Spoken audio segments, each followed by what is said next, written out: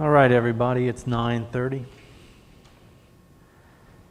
Before we start today, I want to say that this month is, when we have drop. And so you're going to want to take a look at your grade and see, where this is all headed for you.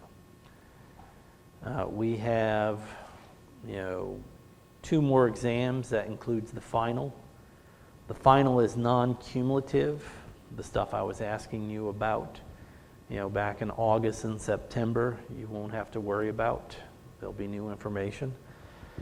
We're also coming on to Thanksgiving, where you won't be returning. And so that final exam, all the information given to you for it is going to be online. And so you won't be on campus for that one. So that one's definitely going to be an obstacle. Right now, if the class ended, we would have, I think, 22% with an A. That's high. That's fine. Everything's been online. And so as long as you've been keeping up with everything and scoring consistently, you're doing okay. But still, that's, 18, 19%. On the other end of the spectrum, about 15% won't make it. And so you've got to start weighing right now, is this going to turn around? Or, can you not afford to fail? Or can not afford to get a D? And if you can't afford that, you're really going to want to start considering that drop date when it comes around. Midterm is upon us. You can take a look. And the reason we had, 3 videos to the quizzes, I would say this is the toughest exam that we're going into because it concerns modern theater. And modern theater, we have a lot more information on. When we studied the classical, we have 3 tragic poets, 2 comedic, 1 major figure, Aristotle is a theorist. Well, a lot of that's because we've lost so much. But when we hit modern theater, we start having film, we start having audio recordings. We not only have, written information, but we have information now that's stored on computers and archives. And so we have a lot more information. And so we have a lot more names, we have a lot more movements. When we go from neoclassicism to romanticism to realism, those are very broad strokes because there were more movements than that. It's just those movements that didn't make it were inconsequential to the ones that did. When we get to the modern period, we actually know what all those side movements were. We actually, know what all these other isms, that would have probably, been forgotten had they come out in the Renaissance or if they had come out during the Enlightenment, because they just wouldn't have been, large enough followings. And one of the reasons we have larger followings of all these is because communication increases in the 20th century. Now if something happens in Italy, it doesn't take 100 years for it to make it to France. And then it doesn't take an additional 100 years for England to finally catch on to what's happening on the rest of the continent. Now people are going to movie theaters and seeing newsreels of stuff that's occurring. Now a telegraph can actually say, hey, there's an art going on right now and everybody should come and see this because it's really important. And so today we begin looking at modern theater. Modern theater really is, it starts in the 19th century. But really it's rolling into the 20th century that's going to matter to us today. And,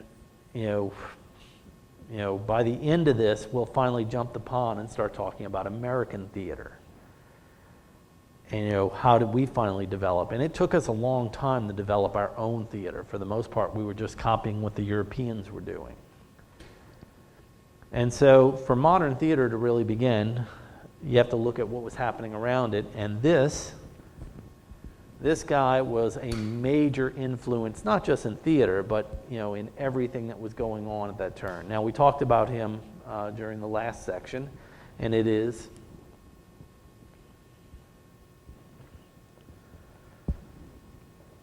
This stuff over here should give it away. Yes, Freud. And Freud is the father of what? Well, psychology. There was no psychology before. Now Aristotle talks about some stuff, that we can look at today and say psychology was at play. And there are others throughout history who are writing about, well, this person may be like this because of this, this, and this. But for the most part, the dominant theory was people are born like this and people are born like this. Remember, people were born kings. They didn't rise up to it. They either were born it or maybe they overthrew for it. But, the idea of democracy and everything else, that took time to develop. And so, the idea of how the mind functions, we just started exploring that in the 19th century, trying to scientifically figure out what it was. And so Freud, and as I said before, though we can look at his science today and go, oh my God, how did he come up with this stuff? He laid the groundwork. Just like Aristotle, if we look at his results, we'll be like, oh man, this is totally, ridiculous. Okay, but he laid the groundwork. Our terms of, conscious and the unconscious mind, id versus ego versus superego, all this stuff is still covered today when you take a psychology class. The groundwork was laid. And this larger part of the iceberg is where modern theater started to draw influence. Now, when we left the Romantics, the dominant form became realism. This is where we were going with everything. We were attempting to make everything that was on the stage look like the world that we looked at outside the stage. Stanislavski, all of his work was about creating a world on stage that when we saw it, we recognized it. When we move into the modern theater and we start to look at the unconscious and all the influences, we're not trying to invoke a narrative as much as we're trying to invoke mood. And so we go from sets that look like this to sets that look like this. And so the plays become more about the ideas. They become much more into a philosophy than they are about this is who this person is. Plays become very representative of, what they are supposed to be. And so as we jump around and start to look at, well, this is versus this, we start to go odder and odder. A lot of theater that is produced at this time in the, compared to the visual art world was moving into postmodernism. This is where we start having like Jackson Pollock with his abstract expressionism, pouring paint on canvases and smearing it everywhere, and people looking at it going, well, my 5-year-old can do that.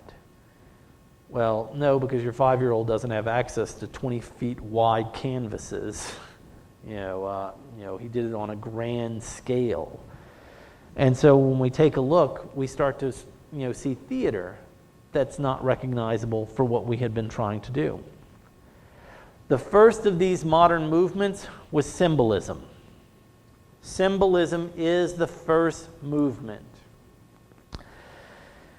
It does not have the staying power of many other movements that we're going to talk about, but we always refer back to it because it was the first of them.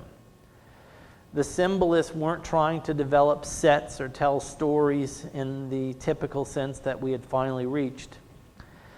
All of these movements, if we go from, neoclassicism to romanticism to realism, all of these would be classified as non-realistic. All the movements we will talk about today are non-realistic. Either visually or story-wise, they just don't make sense in a realistic world. And they're not trying to. The symbolists were trying to chant their lines. The symbolists were, using lighting design. We finally got electric lighting at this time. And instead of just throwing light on stage and gas everywhere just to see the actors, we actually had control over the light. And so, character came onto the stage and he was angry, and maybe red light was on him to show how he was angry. Maybe they were depressed and they flooded the stage with blue. And so the whole point to what they were doing was trying to invoke moods. It was more about showing it through, actual actions and not just trying to use well, I could tell he was angry because he looked angry. But the show itself was trying to tell it. As I said, symbolism, it doesn't have the staying power, but it's a jumping off point for a lot of other movements. This is going to get underway in the 19th century, and by the early 20th century, it still has echoes, but by the early 20th century, by 1910, it's in history already.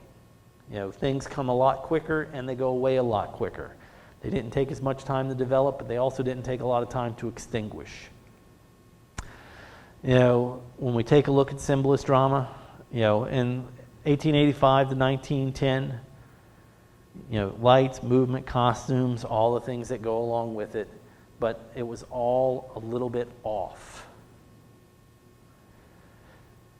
Futurism, the futurist. Now, symbolism really got its start in France. And if you're ever unsure of where a movement started, you can always say France, and you'll be right about half the time. That's just the way it worked. The French were really pushing for a lot of these movements. But futurism really gets a foothold in Italy. This is where, they're going to explode. The futurists believed that mechanical equaled enlightenment. Technology equaled enlightenment.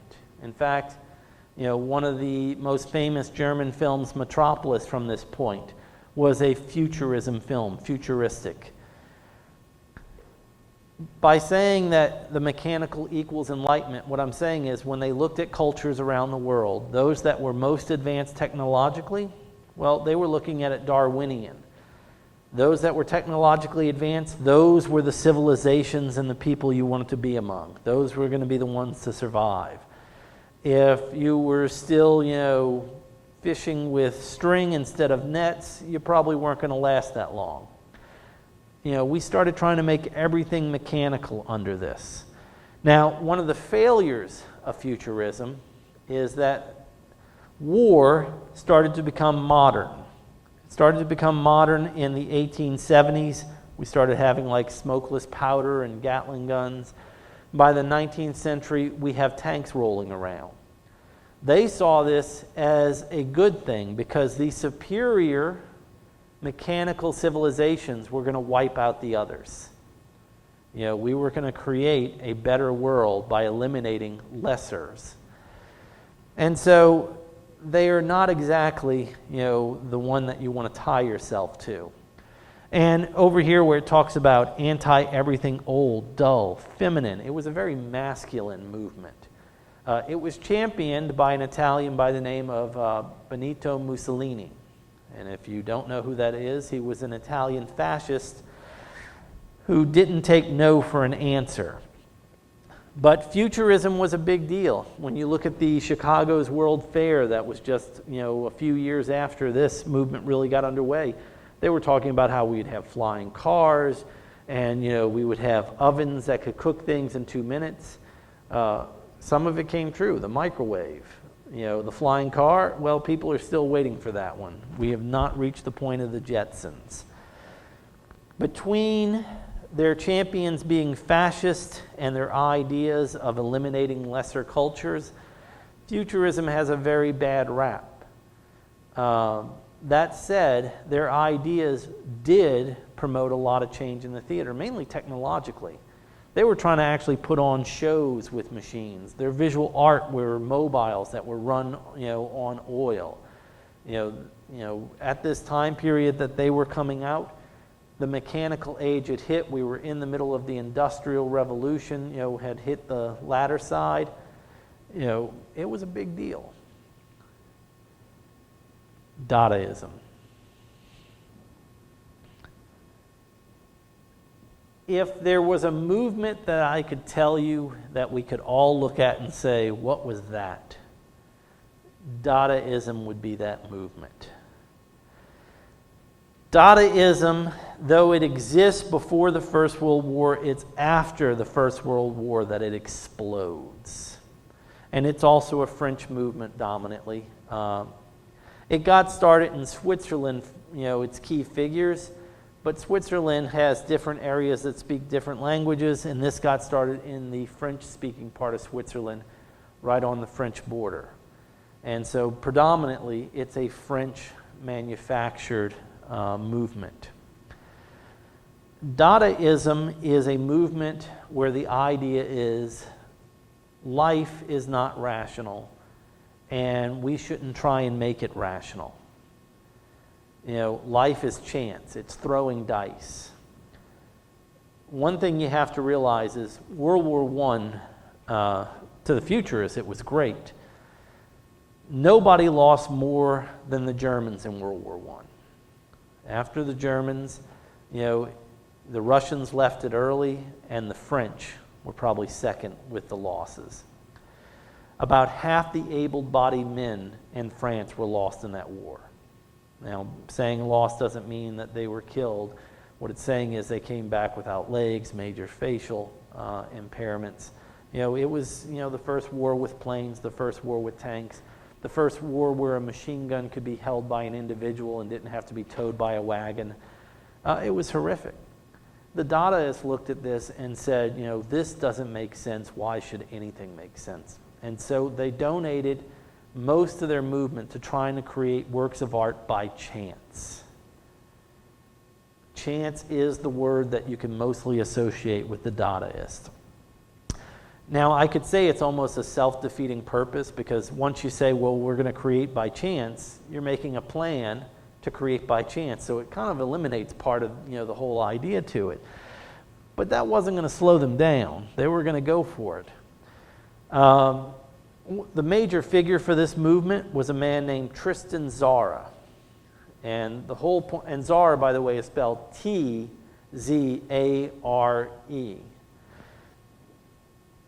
And I'm sorry, there's an A at the end of that. Tzara. Tristan Tzara was Swiss, though most of his work, as I alluded to, happened in France.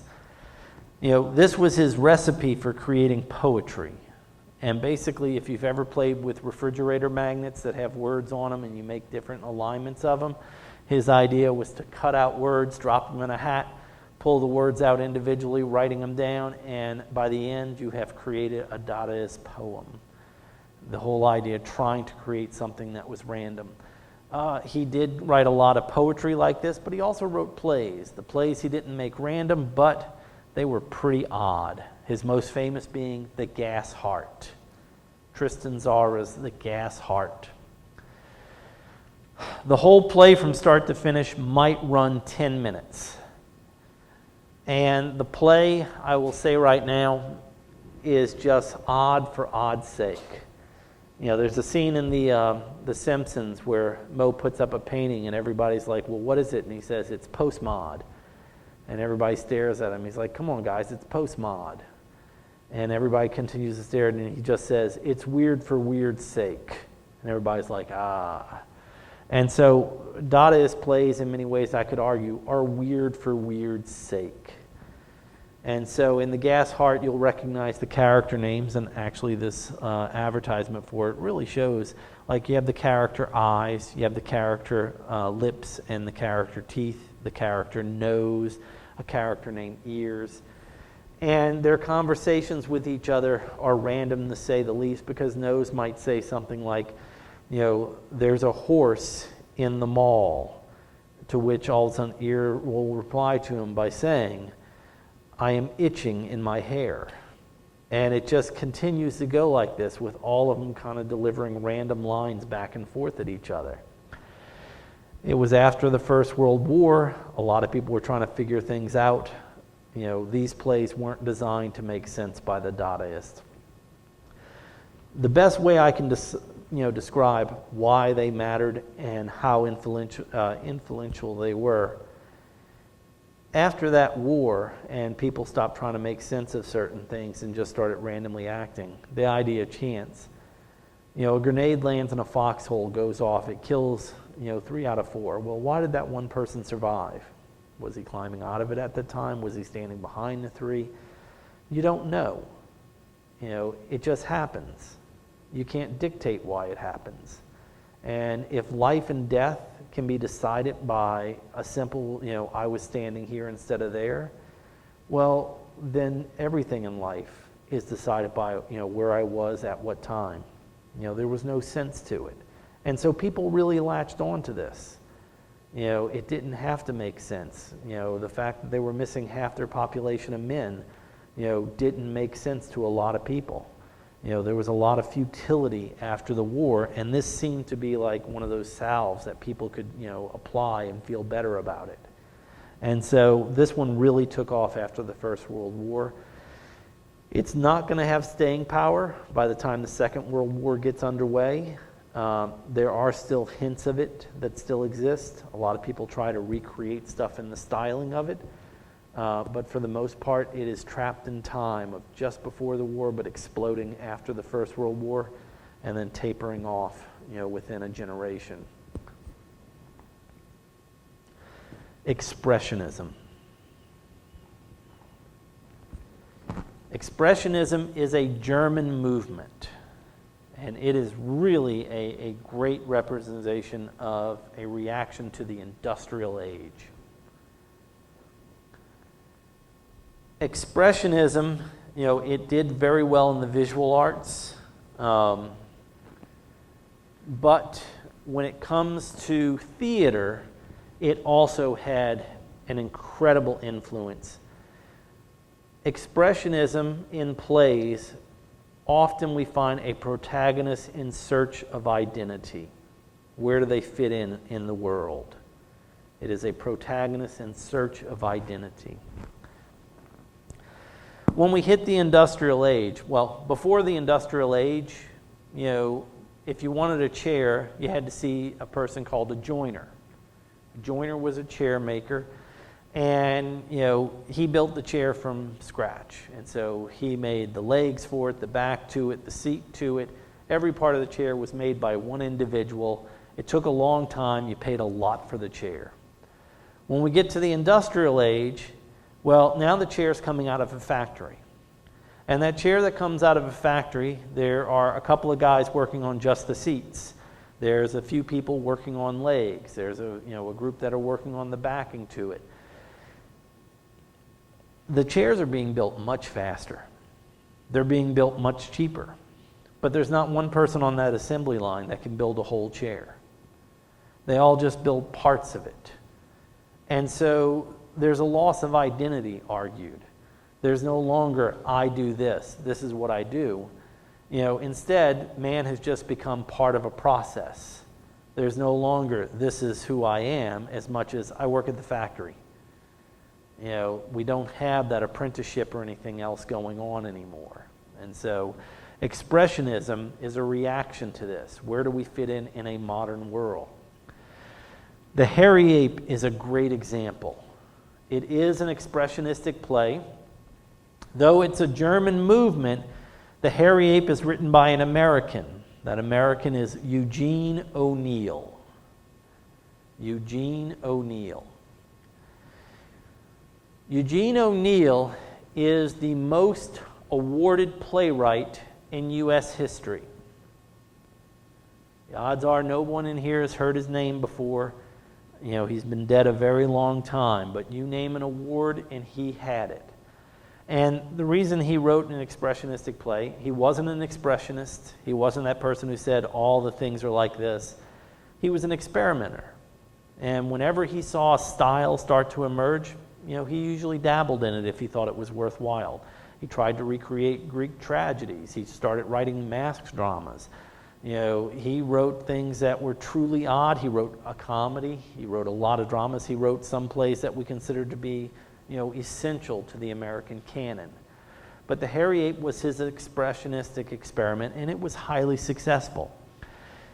In The Hairy Ape, our protagonist's name is Yank. And Yank works in a stokehole. A stokehole on a ship is where they shovel the coal to keep the engine running. And Yank tells people he's the heart of the ship. He's the person who keeps the ship moving. Now, there's a lot of guys shoveling coal, but Yank's the guy in charge. Yank's the one telling the others, keep shoveling, keep this moving. We are the people who keep, everything alive. We're the heart. And then one day, at this time there's big unionization going on. A woman who is very pro-union demands of the captain that she be allowed to go down and see what the conditions are for the workers. And she goes down there, and Yank, through all the soot and everything else, you got to realize everyone there is covered in black. All you see are their eyes for the most part. It's like working in the coal mines. And she sees Yank yelling and screaming at the other workers. And she sees it, and she's so in shock. There's fire everywhere that they're shoveling into. It's a scene from hell. And she looks at him and says, my God, it's a hairy ape. And Yank takes a look at her, and it's just this white dress that's starting to become dark from the coal, and she starts to faint, and the people who went down there with her grab her and take her out of the stokehold. And Yank becomes, questioning for the first time. Where does he fit in? Is he the heart of this machine? Is he the one that keeps this going? Is he a man? Is he an animal, like the woman was saying, basically, because of the way that he attacks others, the way he treats everyone else, and the way he looks like a monster in so many ways, covered in black, just eyes? The ship docks in New York. Yank gets off, decides to roam the streets, tries to interact with people. Well, he looks like a dock worker. And he looks homeless for the most part. And, if you've walked in the city, most people, when they come in contact with the homeless, they keep their eyes straight and they walk past them like they don't exist. Well, that's how people are treating Yank. And Yank starts to panic over the fact that people don't interact with him. Is he a man? Well, why don't people talk to him? He says hi and they just walk away. And so he cures this by forcing interaction, by punching people. Gets arrested, gets put in jail. The other inmates refer to the jail as the zoo, and they're throwing feces at each other. People are, taking a leak in their cells, and everybody's just yelling and screaming the entire time. And so when Yank gets out of there, he, tries to go into a union. Things don't work out there, and he comes to the conclusion he's not the heart of the machine. Man doesn't want him, i.e. society, and so he has to be animal. And so the play ends with him breaking into the zoo and jumping into a gorilla enclosure. I will say right now, it doesn't end well for Yank. But in many ways, it never could. Yank doesn't fit in. And so under Expressionism, the whole idea behind this is that search for identity. And also in performance, it's Yank with an idea of how he's going to do things. Like, this doesn't look like a stokehole in any way, shape, or form, but it gives you the idea of it. It expresses the idea just with them working with the shovels. And so this was a highly successful play. It took years for it to catch on, but it is still performed. It is one of the high points of Expressionism, especially for America. One of the most successful of these movements was Surrealism. Surrealism, had a profound effect, especially in the visual arts. In the visual arts, Surrealism just took off. In the visual arts, the person mainly associated with Surrealism is the Spanish artist Salvador Dali. And so if I said, what did Dali do? Most people will stare and, be like, well, I don't really know what Dali did. Dali did stuff like this. His most famous work was this one, The Persistence of Memory. We've all seen this one before. So what is Surrealism? Well, Surrealism, realism, the sur part is taking something and then making it different. We all know what a clock looks like. We all recognize these are clocks and timepieces.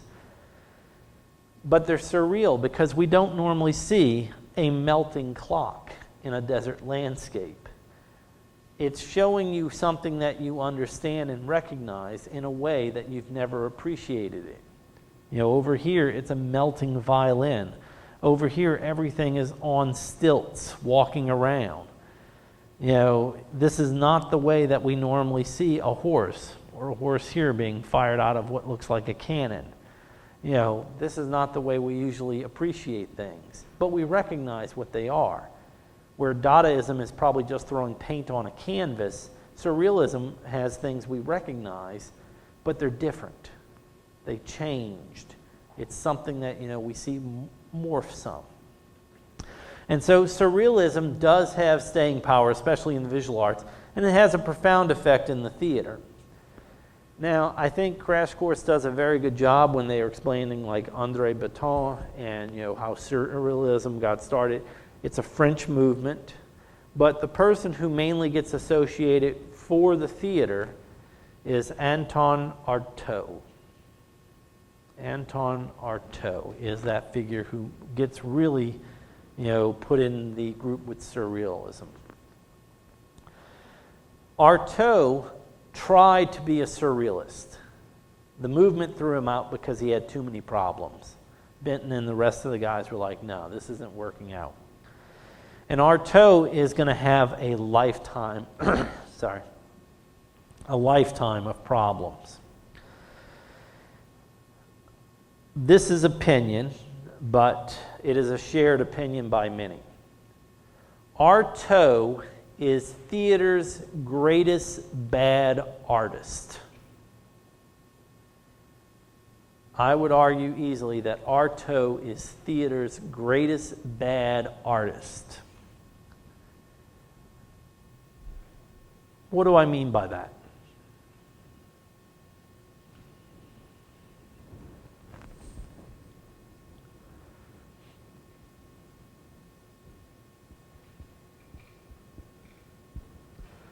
You guys watched a whole thing on Crash Course about this.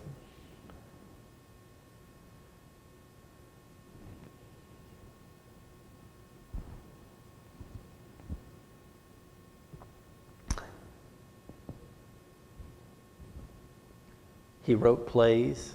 Most of them were never performed because companies looked at him and were like, this is awful. He was an okay designer, but he was nothing special in that sense. He was an actor. He was fairly good looking when he was young, but that's almost the only reason they would put him on stage. He was incredibly difficult to work with. He was prone to outburst. As a result, most companies, an entire movement didn't want him in the Surrealist, even though he kept striving to be part of them. Artaud his whole contribution to theater is theory. His ideas are very important in the modern theater.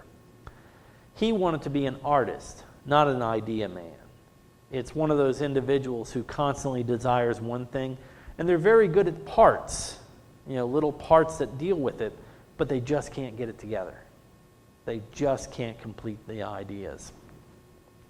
Now, one of the reasons for this was the fact that nobody got along with him, and one of the reasons nobody got along with him, Artaud had severe mental problems.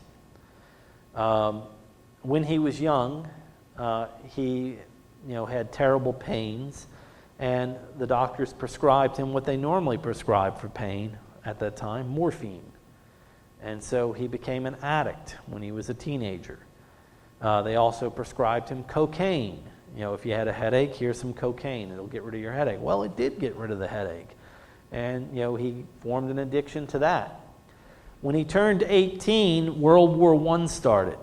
And he did serve like everyone else, but they threw him out of the military because he was too difficult to work with. They knew he had too many problems. I always envision him going up to the packs of different soldiers and taking their morphine kits away so he can use it. And so these guys are getting hit and probably opening their bags and going, oh God, where's my morphine? And so this was quite normal for him. After the war, he moves to Paris because he's going to be an actor. He finds some groups that are willing to work with him for a while, but eventually they all get tired of him. He writes plays, they never get performed. He does have one play open. It runs for 17 shows, and it closes down for those 17 performances. Maybe they had 100 people total show up. so things are not exactly that great for the guy. But all that changes during the Paris World's Fair. What's a World's Fair? They used to be really important. I talked about one earlier for Chicago.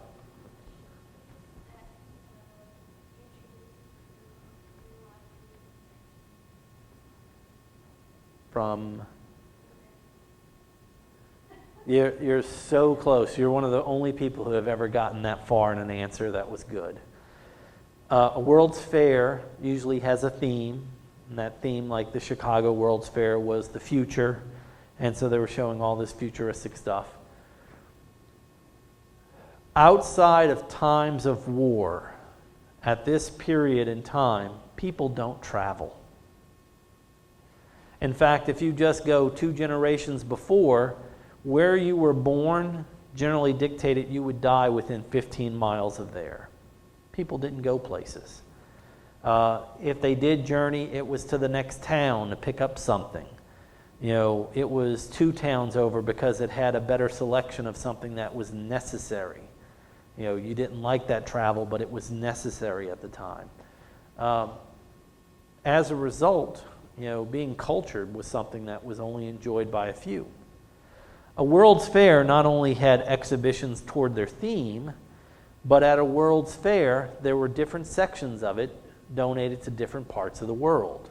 And so the 84 World's Fair in New Orleans, which was one of the last ones they had, they've really gone out of fashion because we travel more, we have the internet, you know, we can do a lot. And traveling also is a lot less expensive than it was, you know, 50, 60 years ago. But in that World's Fair, there was an Italian village, you know, there was a German section, there were paintings on loan from the Vatican, you know, you could taste food that came from different lands, you could see artwork from different parts of the world. You didn't have to travel to see what existed out there. It's a World's Fair. And during the Paris World's Fair, Artaud comes in contact with a troupe of Balinese performers. Bali's an island out in the Pacific. They still do theater ritualistically. They do theater religiously. You know, it's part of their practice of faith. And he sees them perform, and he just has all these ideas explode because he comes to this belief that this is what theater is supposed to be. This is what we should be trying to create. This is what's important. You know, these are actors who are totally dedicated to what they're doing. The audience that sees them, you know, it's part of their ritual too to watch. They totally believe in what's going on. When a Balinese performer puts on a mask, it's communion. You know, they are communicating with their deity. They are one with the spirit. And so it's a very big deal. And so he sees this and he's like, oh my God, why aren't we doing theater like this? Why isn't this something that we're striving for? And so he starts to write about this stuff. And as he writes about it, you know, he's telling people about it and boring them to death, saying, oh, you know, we should be doing this and this and this. And people are like, yeah, that's a great idea. I've got to go perform now because I actually make money at what I do.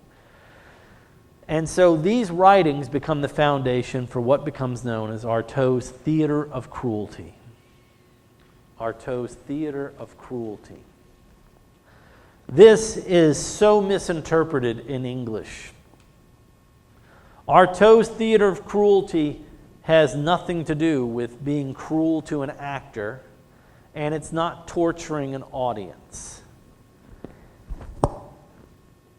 In a section of the Theater and Its Double, when he writes that's his book about theater, in which he talks about the theater of cruelty, he has a section called The Plague, which is, you know, very symbolic for today's world. And he talks about the fact that you could actually see plague move during the medieval period. And what I mean by that is all of a sudden you got word it was 3 towns away. Okay, now it's moved to 2 villages away. Now it's moved to the town near you. You're watching it approach. And the reason is people start evacuating a city that gets infected. People want to go off to the countryside and be away from it so they can survive. And so those of means pack up And so the way you see it moving is, oh, look, all the nobles from that area are, heading on past us. Okay, now all the nobles from this area are heading past us. And his argument is that the closer the plague got, the more you found out who people really were. And that was the cruelty of it, is that a person that was always righteous and kind, the next minute is hoarding all the food, getting in a wagon and leaving. The people that you always thought were going to be on the front line and saving you are the people who basically nail their doors shut and tell everybody to get away. They're not going to, spend time on others. And then, on the opposite side, there are individuals that you have despised, individuals that you always thought were lowlifes, and those are the people who are bringing food to individuals. Those are the people trying to organize the town in preparation for what's about to happen. In plague, you find out who people are. Well, his argument was that the theater should serve the same purpose. And that's the cruelty to it. The cruelty is people go into a theater and they have a revelation about themselves and they know who they actually are. Not who they pretend to be, not who the veneer tells them to be, not any of the fine dressing or anything else we put up. And so to do this in the theater of cruelty, he attempted to shock an audience many times. His plays, one of the ones they talk about is Jet of Blood or Squirt of Blood. There's Fountain of Blood. There's a lot of translations of it. But Crash Course does a great job summing it up. It ends with two stars colliding. That's not something you're going to see on stage every day. There's a knight walking across the stage who has his eyes gouged out. There's a woman who's sitting down and from under her skirt, scorpions are covering the whole stage. There are things in that show that are just way out there. But the whole purpose to that show is to make an audience have that experience of the plague, to make them fear to a certain extent and figure out, oh my God, I got to get out of here, versus the person who runs to a person next to him and says, don't worry, it's not that bad.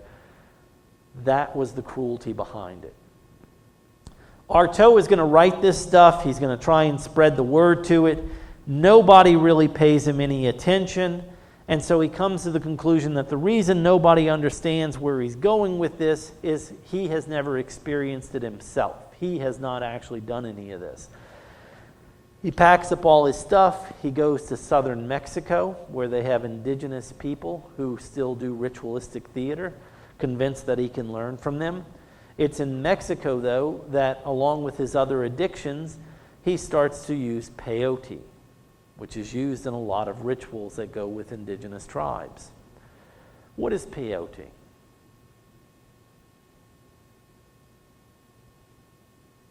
I love the pause. Peyote is a little cactus. Grows throughout the Southwest, even in America. You see a little flower coming out of the ground and it has a bulb underneath the soil that you can dig out. Peyote is a hallucinogenic. It's from peyote that we made a synthetic of that we call LSD. He starts to use this stuff, and if he had problems before, those problems just skyrocketed. He starts becoming convinced there's a twin trying to kill him, chasing him, a doppelganger. He starts signing his papers, the chosen one. He goes through a lot of real issues. He packs up, goes back to France. Anais Nin, a famous writer at the time, was looking out her window and wrote, "It's 3:30. Antoine Artaud is on the street yelling at people and waving his magic Mexican cane. He brought a stick back from Mexico, said it was St. Patrick's. He was going to have to go to Ireland and return it to him. He went to Ireland, started hitting people with a stick. They put him in a straitjacket and sent him back to France. At this time, it's 1938, and what is happening?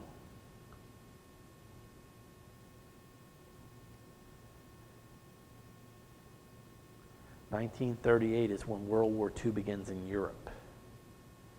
Now, when he got thrown out the military in World War I, he spent that period in an insane asylum in Switzerland, neutral country, did really well. When they send him back from Ireland, he ends up in another asylum. He's going to spend a much longer time there because it was a much longer war. This one's in France, which is getting bombed and has rationing and everything else.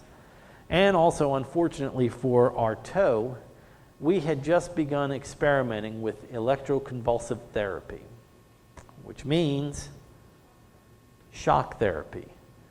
Now, you never want to be any test subject on the forefront of any experiment. This guy was. And in his time there, he was given like over 50 treatments. Why? Because they didn't know how to space them out or any protections for it. We still use electroconvulsive therapy today. We put mouthpieces in people. You know, we do all these safety protocols and everything else. At that time, all they did was shock you. The reason is they came to a conclusion because at the time they were using electricity in slaughterhouses, and they realized if like an animal survived, they were in a much calmer state. And so, hey, maybe this will work on humans. And so they just started shocking and shocking, you know, basically using him as a guinea pig, trying to figure this stuff out. It is unfortunately during this time that people start reading his work, during World War II. And all of a sudden, he becomes the toast of theater. The irony to Artaud is his entire life he's trying to get respected in the theater, and it isn't until he's in an asylum and there's a war going on that anyone really pays attention to his work. War ends, he gets out of the asylum, he's dead within a year. He also got out of the asylum, he had no teeth, he had major ulcers and everything, mainly because the electric shocks were making him grind his teeth to nothing. And you know, all the ulcers he was getting were probably from the shock burning into his stomach. And so he had major health problems when he got out. But by the time he got out, he was famous. And so everything he had been working on finally got recognized. Jean-Louis Barrault, an actor at the time, said that the theater in its double was a panacea, something that came in while the Nazis controlled everything, and it injected the French theater and basically said, we can do vital work again. We can do this sort of stuff. And so Artaud, associated with surrealism, though they didn't want him, but his main contribution is the theater of cruelty. That cruelty was not about physical harm. That cruelty was about the audience recognizing who they actually were. That is what his arguments were for. They would have a catharsis under the Greek word. Next man up is Bertolt Brecht. And Artaud, by the way, is French, if I didn't cover that. Brecht is German. And Brecht is a fairly vital figure for the development of what we know today as epic theater. Now, Brecht is actually not the spearhead that gets this underway. He's working with a guy called Piscator, but Brecht becomes the major figure in its development. He's the one who takes it from, okay, we went from A to B. He's going to take it from B to like M.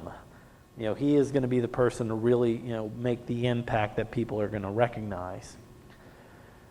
Epic theater, is a repionization theater. It's a theater in which you're watching a show.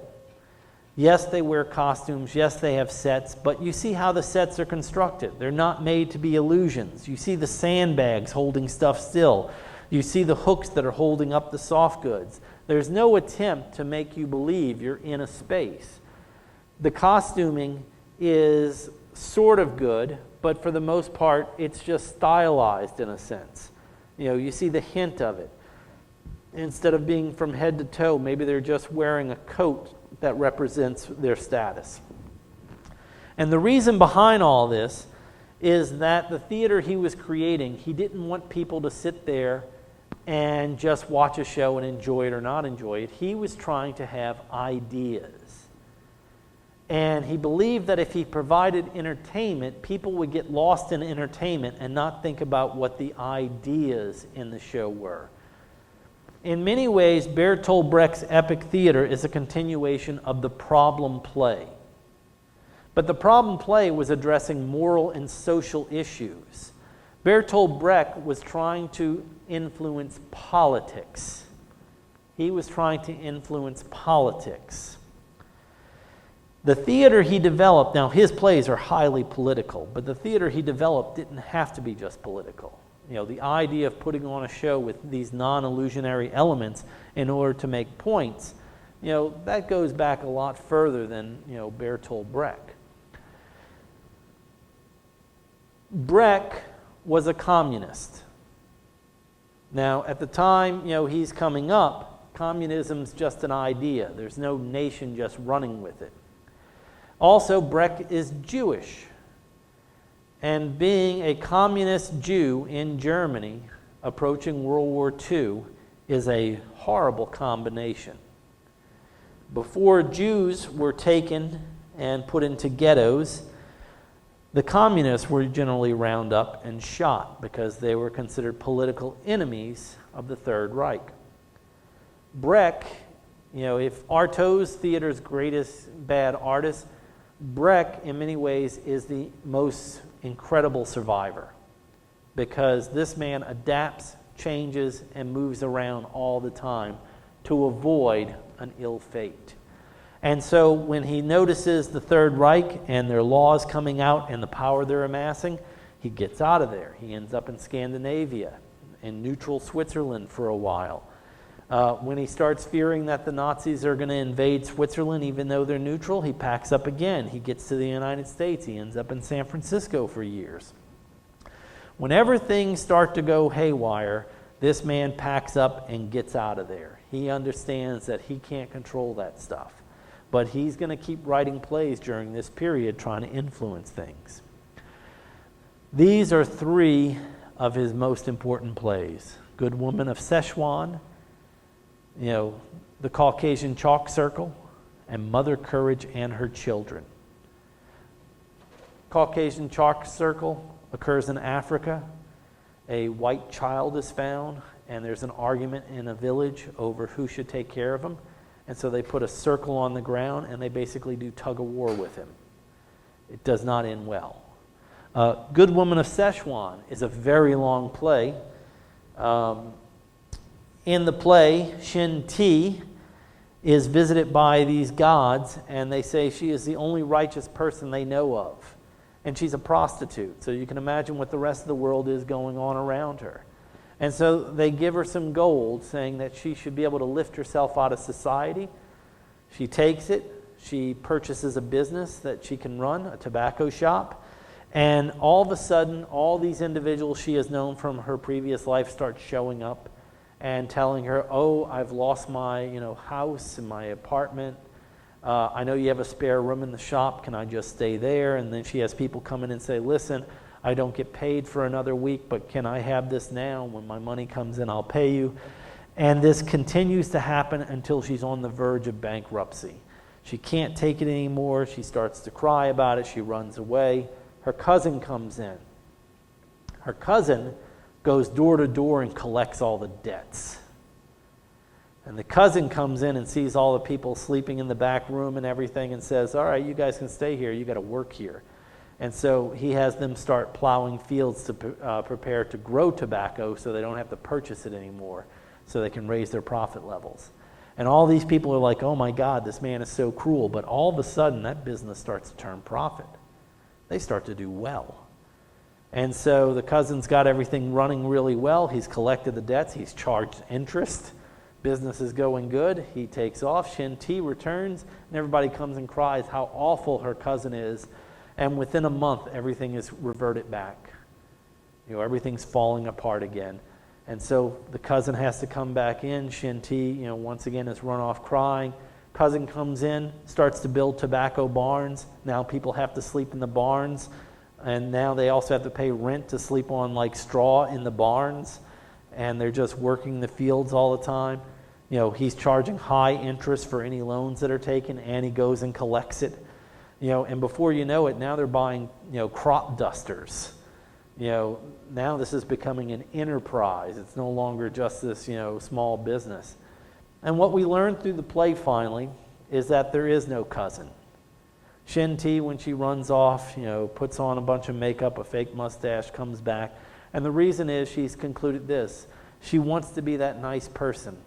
But when she tries to be that nice person, everyone takes advantage, and before you know it, she almost loses everything. But whenever she comes in there as the capitalist, she destroys everybody, but she does really well. And so there's this constant political idea going back and forth of, on one side, everybody takes advantage. On the other side, everybody does really bad. Where's the balance in the middle? You can't be purely socialist on one side, and you can't be purely capitalistic on the other. And actually, she goes to those gods who gave her the goal at the beginning, and she says to them, what should I do? And they look at her. They don't know what to do. And so they say, well, just keep up the good work, and they leave her. And she is so heartbroken, thinking, oh, they'll answer this. They'll tell me how to fix this. Brecht's most important play, though, was Mother Courage and her children. Mother Courage is a war profiteer. What is it?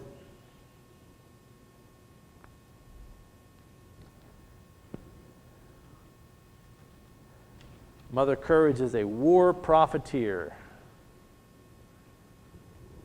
What am I talking about?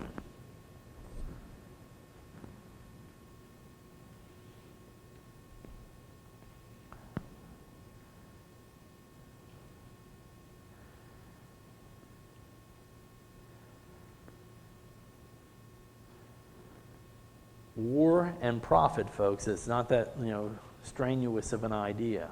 War profiteer.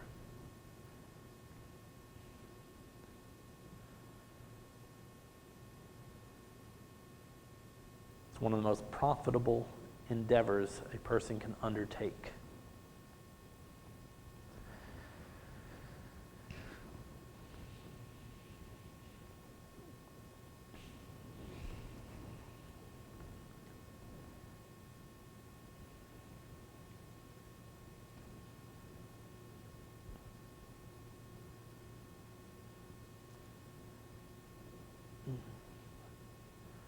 No one? A war profiteer is simply a person who makes money on the conflict of others. And so it's kind of like Major Barbara. Undershaft is not fighting any war, and he sells guns and bullets to both sides. He has no stake in it. He doesn't care who wins or loses. As long as they pay their debts on time, he supplies them. Let them figure out their problems. That's a war profiteer. It's a person who makes their income based on conflicts, i.e. war. Mother Courage is a war profiteer. She has 3 children. They drag a wagon all over battlefields. They drag it to one side. They sell belts and helmets and ammunition. And then when they're done selling on that side, they drag that wagon across a battlefield to the other side so they can do the same thing. If that conflict, cures itself, they drag that wagon to another land where there's a conflict. They move wherever they have to continue making a living. And so this is her life. And in the course of the play, her oldest son ends up getting drafted by one of the military units that they're coming across. She doesn't know whatever happens to him after that. He ends up being killed. Her younger son ends up working with one of the military units as they travel from land to land, but he's just working as a bookkeeper. Unfortunately for him, his own military guys around him decide they want their pay early and they want to take money out the box. He says no. He hides the box. They end up killing him trying to find it. And then there's the daughter. And Mother Courage has just sold a bunch of guns and ammunition to a military unit. Well, that military unit is about to move into a village and just slaughter it. And the daughter finds out what's going to happen, and so she's a mute. But she goes to the village, she climbs in a tower, and she starts banging a pot. So people will come out and see what's about to happen, and they do. But that army moving in there sees what she's doing, and a sniper gets her. And so in the end, Mother Courage, and she doesn't know she's lost all of them, but she knows that her children are dead. And so the play ends with her grabbing her wagon and dragging it to another battlefield on her own. And so once again, it's the political idea behind it. Who makes anything out of a war? Usually not the people fighting it. It's the people who supply it, the people who keep it going, the people who need war to continue. It's what Eisenhower warned the American government of a military-industrial complex. The idea that a country exists just to keep fighting so it can keep making money from what it develops. Well, that's Mother Courage. Bertolt Brecht did make it to the United States. In the 1950s that rolled around, unfortunately for Bertolt Brecht, this country became anti-communist. In fact, we started hunting them down. It was known as the Red Scare. And Bertolt Brecht was called before Congress. There was a committee called HUAC, House on Un-American Activities. And they get him in front, their most famous question that they always started off with, have you now or ever been a member of the Communist Party? And they get Brecht in there and they ask him the question, and Brecht, being that survivor at all time, no. I have never been a communist. Communism is the worst form of government imaginable. Communism is evil. Communism is this and this and this. And by the end of his testimony, they're standing there looking at him saying, we wish we had more Americans like you, sir. They're totally like, this guy, we should tour him all over the country. He knows what's going on. After he testified, he got on a plane. He flew to East Germany, which was a communist country. He started the Berlin Theater and lived in communist areas for the rest of his life. But, as I said, he was a survivor at all times. After World War II, we hit probably the two most important movements, mainly because after that war, these were the survivors. The first, existentialism. There's your big word for the day.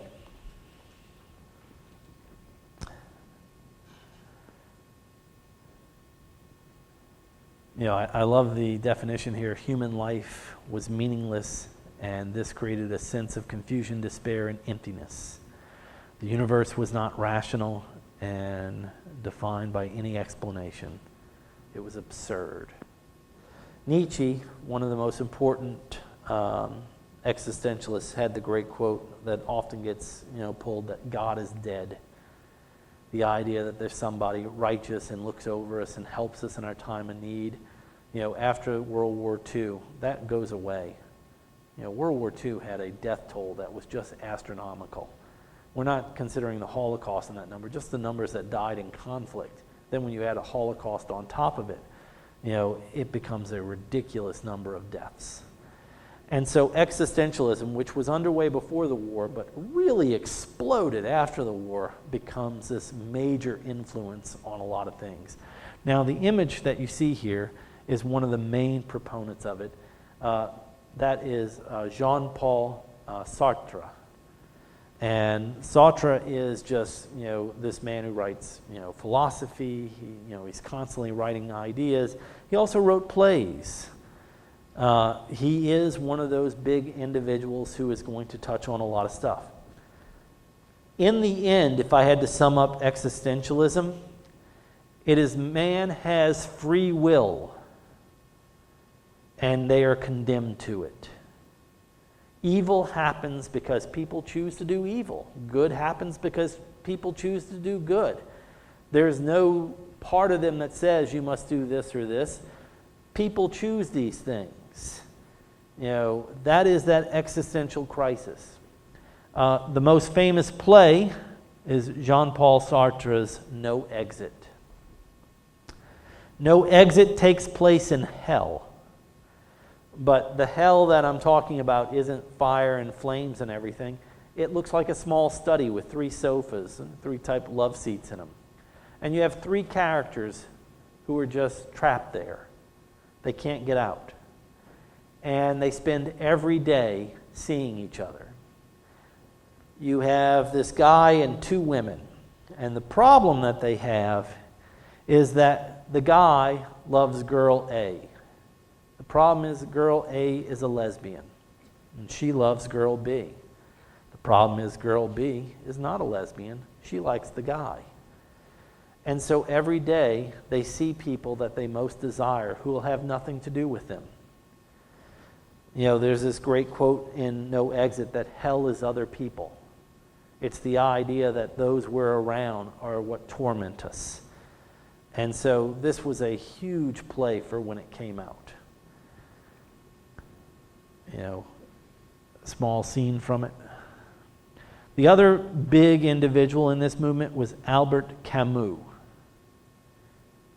S's and T's are generally silent in French unless followed by a vowel. And so Camus. It'd actually be Albert Camus. Camus did write plays, but he is mainly famous as an existential novelist. His big work was The Stranger, or The Outsider. But what we constantly turn back to him for is, in a sense, the world must ultimately be seen as absurd. In one of his writings, he talked about the futility of this world, and that gave us the jumping off point for the last movement we'll cover today, and there has been quite a few. We've got enough time. Theater of the absurd. Now, Theater of the Absurd is really inspired by the existentialists, Sartre and Camus. Now, unlike all the other movements, existentialism, futurism, symbolism, absurdism, when it's referred to in the theater, is actually called Theater of the Absurd. And yes, it was a French movement, Théâtre d'Absurde. Absurdism is easily the most successful of any of these movements that we have because it's still with us. Theater of the Absurd basically looks at life and is just asking questions. The plays that were created usually don't have a happy ending. They just have endings. They just hit a point where the play is over with. You don't get that satisfaction. Instead, you get to walk out and continually say, well, I think it was about this. No, I think this was the point of what was going on. It presents a bunch of ideas, but it doesn't present any solutions. And it is not realistic. It has more involved with the surrealist than it does in anything realistic. But where the surrealism was still trying to give us plots, the plot doesn't have to drive the show here. It's not as essential. It's structure. If we look at Aristotle, this is the sort of work that changes everything on his list. One of the great things here, meant out of harmony rather than ridiculous. Something that doesn't fit. This is, literally trying to shove the circle peg into the square hole. It's not going to work. Some of the ideas, alienation, which is actually a big idea by Brecht. Brecht had a theory of alienation that if the play, did not separate itself from the audience, there would be an idea instead of an enjoyment. The cruelty of human life. You'll have more bad days than you'll have good. That's just how the world shakes out. The meaninglessness of man's struggle. A buddy of mine once told me, and I thought this was just a remarkable thing. He said, will anybody care about the work you're doing 20 years after you're gone? Will there be any work that you put up that is going to mean something generations later? And when you look at history, we have a lot of names, but when you compare those names to the amount of people who have existed, there's not a lot of people who have made a contribution. It's just the way it breaks. And so, there is a meaninglessness to what we do. We're just doing it to get through the day. We're not doing it for a higher purpose. Some people get jobs and some people have careers. If you have a job, 5 o'clock hits, you're done. You don't have to think about it till 9. You got a career, 5 o'clock hits, and you're like saying, okay, what do we have to get done tomorrow? What are the things that have to be, handled? There are two individuals to know for this one. One is Eugene Ionesco. Eugene Ionesco. Eugene Ionesco had the first real successful play to open that was considered Theater of the Absurd. Jean Genet had a play before him, but as far as success, it's Eugene Ionesco. Some of the plays that he put out there, The Lesson, which is a really brutal play, teacher and student. As you can tell by the poster, things don't go well between them. Every time the student is making a mistake, it becomes very physical and bad. Rhinoceros, it's a tremendous play. In the play, there's a disease sweeping across the world. I know, more irony. But in this disease, people get it and they begin to act like rhinoceroses. And so they begin banging their heads against walls, and there's a scene where, characters are looking out the window and they see people grazing. I mean, it's really far out there. You actually see an actor, he catches the disease when he's in the room with others, and they see him all of a sudden begin to make less sense when he talks, and before you know it, he's attacking everything until they can get him out the room. It's a pretty far out there. And then The Bald Soprano. The Bald Soprano might be his most famous work, and it may even be his most important. There's a married couple, they're having breakfast, they're arguing, they're fighting back and forth, and then all of a sudden an axe comes through their front door, and kicking it in is a fireman. Fireman enters in the middle of this, it just comes out of nowhere. He wants to know where the blaze is. They tell him, there's no problem there. He looks around and says, well, can I have a cup of coffee? And he stays for the rest of the play and starts to help them out with their issues. It's one of those things that just flies out of there. The Bald Soprano, though, is easily, the work that gets associated mostly with Ionesco. I would say Rhinoceros, is my favorite, but that's just, faves. This individual is considered by many people to be the most important playwright of the modern era. This is Samuel Beckett, and he wrote in Theater of the Absurd. Eugene Ionesco was a Romanian who lived in Paris and wrote in French. Samuel Beckett was an Irishman, and in Ireland, which was a highly conservative country, he was the secretary of James Joyce. James Joyce wrote what many people consider to be one of the finest novels in history, Ulysses. But Ulysses was banned in most of Ireland.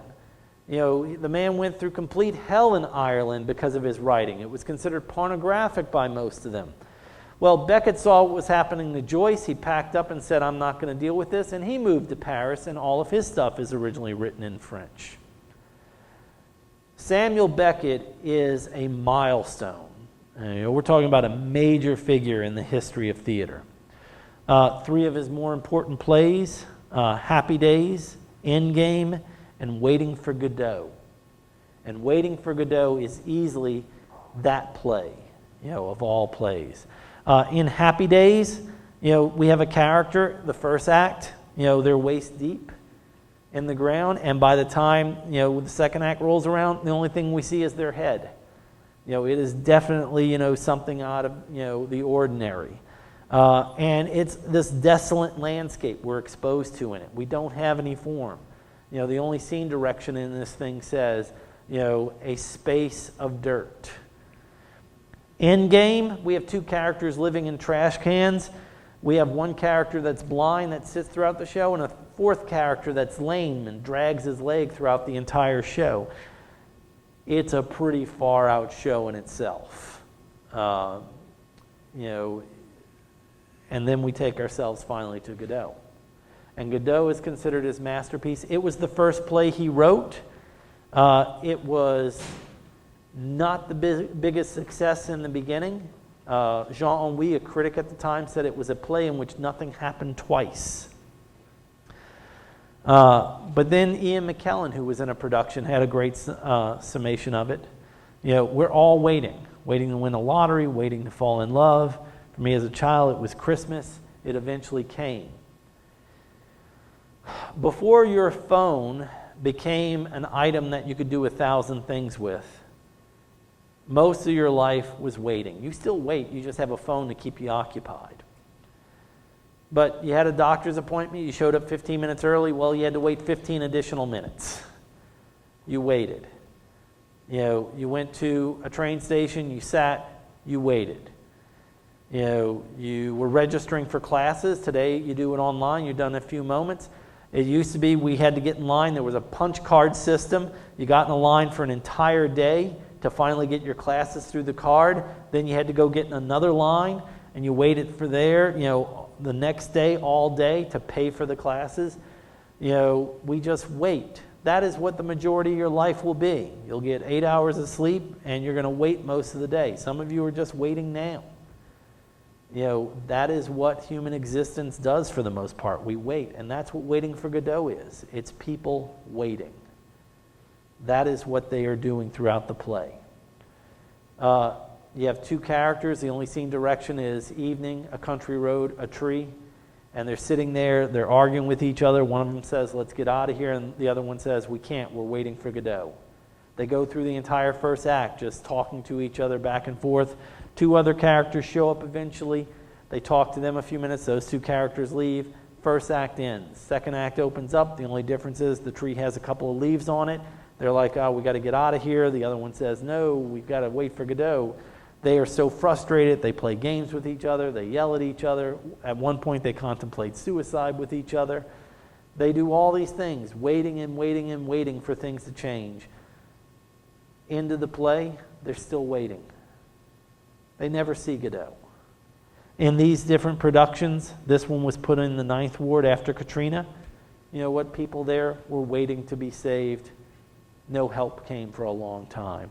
This is a production in Sarajevo during the Balkans War. They were waiting for the UN to come in. Nothing ever happened.